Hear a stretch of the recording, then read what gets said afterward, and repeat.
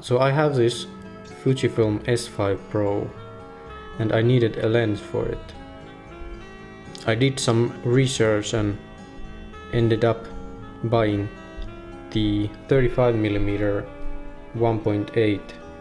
This is a DX lens, so it's made for crop sensor cameras like the S5 Pro.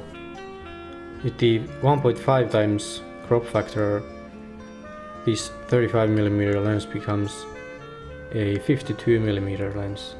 It has a maximum aperture of 1.8, so I don't have to push the ISO on this camera. This is a very inexpensive lens. I found mine from Facebook Marketplace for 65 euros. You can easily find these for under 100 euros.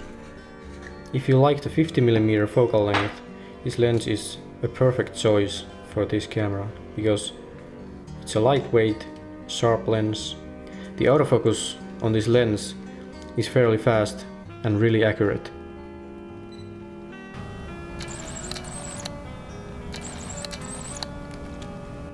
The lens obviously can resolve way more resolution than the 12 megapixel sensor on the S5 Pro, which is actually like 6 to 8 megapixel. There is some chromatic aberration when shooting wide open, but it gets better at f2.5. So how do I use this lens on the S5 Pro? Well, I use aperture priority. I have auto ISO set to 100 to 800 with a minimum shutter speed of 1/100th of a second.